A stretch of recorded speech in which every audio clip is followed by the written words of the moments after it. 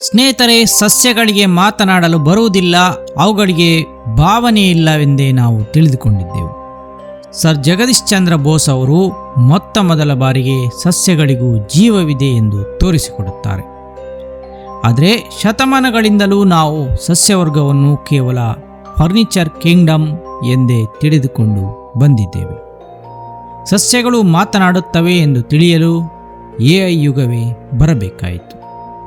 ಈ ಭೂಮಿಯ ಮೇಲೆ ನಾವು ಮಾತ್ರ ಬುದ್ಧಿವಂತ ಜೀವಿಗಳೇ, ಅಥವಾ ನಮ್ಮ ಸುತ್ತಲೂ ಇರುವ ಸಸ್ಯಗಳು ನಮ್ಮನ್ನು ಗಮನಿಸುತ್ತಿವೆಯೇ ಎಂಬ ಪ್ರಶ್ನೆಗೆ ಈಗ AI ಉತ್ತರ ನೀಡಿದೆ. ಈ ಪ್ರಯೋಗದಲ್ಲಿ ವಿಜ್ಞಾನಿಗಳು ಟೊಮೆಟೊ ಗಿಡವೊಂದು ನೀರಿಲ್ಲದೆ ಕಂಗಾಲಾದಾಗ 1 ಗಂಟೆಗೆ 30 ಬಾರಿ ಕಿರುಚುತ್ತದೆ ಎಂಬುದನ್ನು ಪತ್ತೆ ಹಚ್ಚಿದ್ದಾರೆ. ವಿಜ್ಞಾನಿಗಳು ವಿಶೇಷ ಮೈಕ್ರೋಫೋನ್ ಒಂದನ್ನು ಅಭಿವೃದ್ಧಿಪಡಿಸಿ ಈ ಪ್ರಯೋಗದಲ್ಲಿ ಬಳಸುತ್ತಾರೆ. ಈ ಮೈಕ್ರೋಫೋನ್ಗಳು ಮಾನವನ ಕಿವಿಗೆ ಕೇಳದ ಹಂತದ ಶಬ್ದಗಳನ್ನು ದಾಖಲಿಸುವಷ್ಟು ಮಟ್ಟದ್ದಾಗಿದ್ದವು. ಒಂದು ಸೌಂಡ್ ಪ್ರೂಫ್ ರೂಮ್ನಲ್ಲಿ ಗಿಡಗಳನ್ನು ಇಡಲಾಗಿತ್ತು. ಈ ಗಿಡಗಳಿಗೆ ಒತ್ತಡವನ್ನು ನೀಡಿದಾಗ ಅವು ಏನು ಮಾಡುತ್ತವೆ ಎಂದು ವಿಜ್ಞಾನಿಗಳಿಗೆ ಮೊದಲು ನೋಡಬೇಕಾಗಿತ್ತು. ವಿಜ್ಞಾನಿಗಳು ಆ ಗಿಡಗಳಿಗೆ ನೀರುಣಿಸುವುದನ್ನು ನಿಲ್ಲಿಸಿಬಿಡುತ್ತಾರೆ. ನೀರಿಲ್ಲದೆ ಬಡವಾಗಲಾರಂಭಿಸಿದ ಗಿಡಗಳು ಕ್ಲಿಕ್ಕಿಂಗ್ ಸೌಂಡ್ಗಳನ್ನು ಮಾಡಲಾರಂಭಿಸುತ್ತವೆ. ಈ ಶಬ್ದಗಳು 40 ಕಿಲೋ ಹರ್ಟ್ಸ್ನಿಂದ 80 ಕಿಲೋ ಹರ್ಟ್ಸ್ವರೆಗಿನ ಶಬ್ದಗಳಾಗಿದ್ದವು. ನಮ್ಮ ಮಾನವ ಕಿವಿಗೆ ಇದು ಕೇಳದ ಶಬ್ದಗಳಾಗಿದ್ದವು.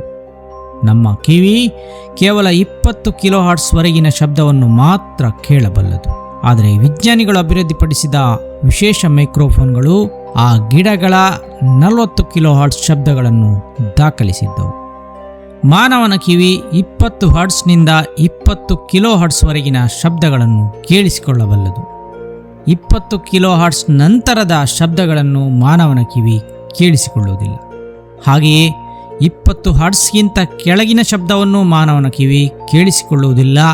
ಈ ಶಬ್ದವನ್ನು ಇನ್ಫ್ರಾಸೌಂಡ್ ಎಂದು ಕರೆಯಲಾಗುತ್ತದೆ. 20 ಕಿಲೋ ಹರ್ಟ್ಸ್ ಮೇಲಿನ ಶಬ್ದವನ್ನು ಅಲ್ಟ್ರಾಸೌಂಡ್ ಎಂದು ಕರೆಯಲಾಗುತ್ತದೆ. ಮಾನವನ ಕಿವಿ ಇನ್ಫ್ರಾಸೌಂಡನ್ನು ಕೇಳಿಸಿಕೊಳ್ಳುವುದಿಲ್ಲ, ಅಲ್ಟ್ರಾಸೌಂಡನ್ನು ಕೇಳಿಸಿಕೊಳ್ಳುವುದಿಲ್ಲ. ಕೇವಲ 20 ಹರ್ಟ್ಸ್ನಿಂದ 20 ಕಿಲೋ ಹರ್ಟ್ಸ್ ನಡುವಿನ ಶಬ್ದಗಳನ್ನು ಮಾತ್ರ ಕೇಳಿಸಿಕೊಳ್ಳುತ್ತದೆ. ಈ ಪ್ರಯೋಗದಲ್ಲಿ ಸಸ್ಯಗಳು ಹೊರಹಾಕಿದ ಸೌಂಡ್ 40 ಕಿಲೋ ಹರ್ಟ್ಸ್ ಆದುದರಿಂದ ಅದು ಮಾನವನ ಕಿವಿಗೆ ಕೇಳಿಸಲಿಲ್ಲ. ಆದರೆ ಅದು ಮೈಕ್ರೋಫೋನ್ನಲ್ಲಿ ದಾಖಲಾಗಿದೆ. ಇನ್ನೊಂದರ್ಥದಲ್ಲಿ ಹೇಳಬೇಕೆಂದರೆ ಮಾನವನಿಗೆ ಅದು ಶಬ್ದವಲ್ಲ, ಕೇವಲ ಡಾಟಾ. ಈ ಶಬ್ದಗಳನ್ನು ಸಣ್ಣ ಕೀಟಗಳು ಮಾತ್ರ ಕೇಳಿಸಿಕೊಳ್ಳಬಲ್ಲವು. ಮರಗಳು ನೆಲದಡಿಯಲ್ಲಿ ಬಿಡುವ ಬೇರುಗಳು ಪೋಷಕಾಂಶವನ್ನು ಹೀರಿಕೊಳ್ಳುತ್ತವೆ ಎಂದು ನಮಗೆಲ್ಲ ತಿಳಿದಿದೆ. ಆದರೆ ಇದರ ಇನ್ನೂ ಒಂದು ವಿಶೇಷ ಶಕ್ತಿ ಇದೆ. ಈ ಬೇರುಗಳು ಹತ್ತಿರದ ಮರಗಳ ಜೊತೆ ಸಂಪರ್ಕವನ್ನು ಹೊಂದಿರುತ್ತವೆ. ಒಂದು ಪ್ರದೇಶದಲ್ಲಿರುವ ಎಲ್ಲ ಮರಗಳು ಬೇರುಗಳ ಮೂಲಕ ಒಂದಕ್ಕೊಂದು ಕನೆಕ್ಟ್ ಆಗಿರುತ್ತವೆ. ಈ ಬೇರುಗಳು ಆಹಾರವನ್ನು ಸಾಗಿಸಲು ಇನ್ನೊಂದು ಮರದ ಜೊತೆ ಕನೆಕ್ಟ್ ಆಗಿರುತ್ತವೆ ಎಂದು ಮೇಲ್ನೋಟಕ್ಕೆ ಅಂದುಕೊಂಡರೂ ಕೂಡ ಇದು ಒಂದಕ್ಕೊಂದು ಸಂದೇಶಗಳನ್ನು ಕಳಿಸುತ್ತಿರುತ್ತದೆ. ಒಂದು ರೂಮ್ನಲ್ಲಿ ಇಟ್ಟಿದ್ದ ಸಸ್ಯಗಳನ್ನು ದಿನ ನೀರುಣಿಸಲು ಒಬ್ಬ ವ್ಯಕ್ತಿಯನ್ನು ಆರಿಸಲಾಗಿತ್ತು. ಹಾಗೆಯೇ ಇನ್ನೊಬ್ಬ ವ್ಯಕ್ತಿ ಒಂದು ದಿನ ಅದರ ಎಲೆಗಳನ್ನು ತುಂಡು ಮಾಡಿಕೊಂಡು ಹೋಗುತ್ತಾನೆ. ಈ ಪ್ರಯೋಗದ ಮುಖ್ಯ ಉದ್ದೇಶವೇನೆಂದರೆ ಗಿಡಗಳು ಯಾರಿಗೆ ಯಾವ ರೀತಿಯಲ್ಲಿ ಪ್ರತಿಕ್ರಿಯಿಸುತ್ತವೆ ಎಂದು ನೋಡುವುದಾಗಿತ್ತು. ಒಂದು ದಿನ ಮೈಕ್ರೋಫೋನ್ ಸಹಿತ ಡಿವೈಸ್ಗಳನ್ನೆಲ್ಲ ರೆಡಿ ಮಾಡಿಕೊಂಡ ವಿಜ್ಞಾನಿಗಳು ನೀರುಣಿಸುವ ವ್ಯಕ್ತಿಯನ್ನು ರೂಮ್ನ ಒಳಗೆ ಕಳುಹಿಸುತ್ತಾರೆ. ಆತ ರೂಮ್ನೊಳಗೆ ಬಂದ ಕೂಡಲೇ ಗಿಡಗಳು ಯಾವುದೇ ರೀತಿಯ ಪ್ರತಿಕ್ರಿಯೆಯನ್ನು ನೀಡುವುದಿಲ್ಲ.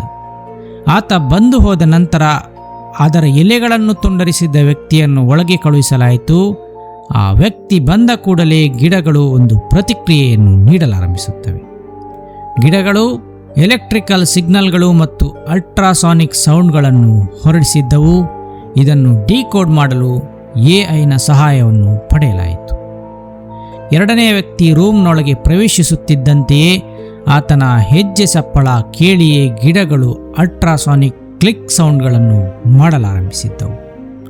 ಈ ಸೌಂಡ್ನ ಅರ್ಥವೇನೆಂದರೆ ಅಪಾಯಕಾರಿ ವ್ಯಕ್ತಿ ಬಂದಿದ್ದಾನೆ ಎಂದಾಗಿತ್ತು. ಮೊದಲನೇ ವ್ಯಕ್ತಿ ಬಂದಾಗ ಕಾಮ್ ಆಗಿದ್ದ ಗಿಡಗಳು ಎರಡನೇ ವ್ಯಕ್ತಿ ಬಂದಾಗ ಅಗ್ರೆಸಿವ್ ಆಗುತ್ತವೆ. ಆತ ಯಾವುದೇ ಗಿಡದ ಎಲೆಗಳನ್ನು ಮುಟ್ಟುವ ಮುಂಚೆಯೇ ಅವುಗಳಿಗೆ ಆತನ ಬಗ್ಗೆ ತಿಳಿದು ಹೋಗಿತ್ತು. ಆತನ ಹೆಜ್ಜೆ ಸಪ್ಪಳದ ಕಂಪನಕ್ಕೆ ಮತ್ತು ಆತನ ದೇಹ ವಾಸನೆಗೆ ಕೂಡಲೇ ಗಿಡಗಳು ಪ್ರತಿಕ್ರಿಯಿಸಿದ್ದವು. ಇದರಿಂದ ತಿಳಿದು ಬರುವುದೇನೆಂದರೆ ಗಿಡಗಳು ವ್ಯಕ್ತಿಗಳನ್ನು ನೆನಪಿಟ್ಟುಕೊಳ್ಳುತ್ತವೆ ಎಂಬುದು. ಈ ಮೊದಲು ಗಿಡಗಳಿಗೆ ಮೆದುಳಿಲ್ಲ, ಅವುಗಳಿಗೆ ಕೇಂದ್ರ ನರವ್ಯವಸ್ಥೆ ಇಲ್ಲ ಎಂದು ತಿಳಿಯಲಾಗಿತ್ತು. ಆದರೆ ಗಿಡಗಳು ಮೆಮೊರಿಯನ್ನು ಸ್ಟೋರ್ ಮಾಡಿಕೊಳ್ಳುತ್ತವೆ ಎಂಬುದೀಗ ತಿಳಿದು ಬಂದಿದೆ. ನಿಮ್ಮ ಮನೆಯ ಬಳಿ ಇರುವ ಮರವೊಂದು ಸುಮ್ಮನೆ ನಿಂತಿದೆ ಎಂದು ನೀವು ಅಂದುಕೊಂಡಿರಬಹುದು. ಆದರೆ ಆ ಮರ ನಿಮ್ಮನ್ನು ಹಲವಾರು ವರ್ಷಗಳಿಂದ ನೆನಪಿಟ್ಟುಕೊಂಡಿದೆ. ಮರಗಳು ತಮ್ಮ ಭೂತಕಾಲವನ್ನು ನೆನಪಿಟ್ಟುಕೊಂಡು ಬದುಕುತ್ತಿರುತ್ತವೆ. ಅವುಗಳಿಗೆ ಅಪಾಯ ಬಂದಾಗ ಅವು ರಿಯಾಕ್ಟ್ ಮಾಡುತ್ತವೆ. ಅಪಾಯವೆಂದರೆ ಅವುಗಳು ಕೇಳಿಸಿಕೊಳ್ಳುವ ಶಬ್ದವೊಂದು ಹಿಂದೊಂದು ಸಮಯದಲ್ಲಿ ಅವುಗಳಿಗೆ ಅಪಾಯ ಒಡ್ಡಿತ್ತಾದ್ದರಿಂದ ಅದೇ ಶಬ್ದ ಮತ್ತೊಮ್ಮೆ ಕೇಳಿಸಿದರೆ ಅವು ಅಲರ್ಟ್ ಆಗುತ್ತವೆ. ಮರ ಕತ್ತರಿಸುವ ಮೆಷಿನ್ ಸೌಂಡ್ ಕೇಳಿದಾಗ ದೂರದಲ್ಲಿರುವ ಮರಗಳು ಅಲರ್ಟ್ ಆಗುತ್ತವೆ. ಯಾಕೆಂದರೆ ಹಿಂದೊಮ್ಮೆ ಆ ಶಬ್ದ ಬಂದ ನಂತರ ಗೆಲ್ಲುಗಳನ್ನು ಕತ್ತರಿಸಿ ಹಾಕಿದ್ದು ಅವುಗಳಿಗೆ ನೆನಪಿರುತ್ತವೆ. ಈ ಅಪಾಯವನ್ನು ಅರಿತ ಮರಗಳು ಈ ಮಾಹಿತಿಯನ್ನು ಬೇರೆ ಮರಗಳಿಗೂ ಕಳಿಸುತ್ತವೆ. ಅದು ಹೇಗೆ ಎಂದು ನಿಮಗೆ ಆಶ್ಚರ್ಯವಾಗಬಹುದು. ನಾವು ಮೊದಲೇ ಹೇಳಿದಂತೆ ಬೇರುಗಳು ಒಂದಕ್ಕೊಂದು ಕನೆಕ್ಟ್ ಆಗಿರುತ್ತವೆ. ಇವುಗಳ ಮೂಲಕವೇ ಎಲೆಕ್ಟ್ರಿಕ್ ಸಿಗ್ನಲ್ಗಳನ್ನು ಕಳುಹಿಸುವ ಮರಗಳು ಸಂದೇಶಗಳನ್ನು ರವಾನಿಸುತ್ತವೆ. ಒಂದು ಕಾಡಿನಲ್ಲಿ ಎಷ್ಟೇ ಮರಗಳಿದ್ದರೂ ಅವು ಒಂದಕ್ಕೊಂದು ಕನೆಕ್ಟ್ ಆಗಿರುತ್ತವೆ. ಒಂದು ಕಾಡಿನಲ್ಲಿರುವ ಎಲ್ಲ ಮರಗಳು ಒಂದರೊಳಗೊಂದು ಬೇರಿನ ಮೂಲಕ ಕನೆಕ್ಟ್ ಆಗಿರುತ್ತವೆ. ಇವುಗಳು ಅಪಾಯ ಬಂದಾಗ ಸಂದೇಶಗಳನ್ನು ಕಳುಹಿಸುತ್ತವೆ. ಒಂದರ್ಥದಲ್ಲಿ ಅವು ತಮ್ಮೊಳಗೆ ಮಾತಾಡಿಕೊಳ್ಳುತ್ತವೆ. ಇನ್ನೂ ಒಂದು ವಿಚಾರವೇನೆಂದರೆ ಭೂಮಿಯ ಮೇಲಿರುವ ಎಲ್ಲ ಸಸ್ಯವರ್ಗಗಳು ಮಿಲಿಯಾಂತರ ವರ್ಷಗಳಿಂದಲೂ ಒಂದಕ್ಕೊಂದು ಸಂಪರ್ಕಿಸಿಕೊಂಡೇ ಬದುಕುತ್ತವೆ. ಬಹುಶಃ ಇಡೀ ಭೂಮಿಯಲ್ಲಿನ ಸಸ್ಯವರ್ಗ ಒಂದೇ ನೆಟ್ವರ್ಕ್ ಆಗಿ ಬೆಸೆದುಕೊಂಡಿರಬಹುದು. ಅವುಗಳ ಭಾಷೆ ನಮಗೆ ಅರ್ಥವಾಗದೆ ಹೋದುದರಿಂದ ನಾವು ಸಸ್ಯಗಳನ್ನು ಒಂದು ಇಂಟೆಲಿಜೆಂಟ್ ಜೀವಿ ಎಂಬುದನ್ನು ಒಪ್ಪಿಕೊಳ್ಳಲಿಲ್ಲ.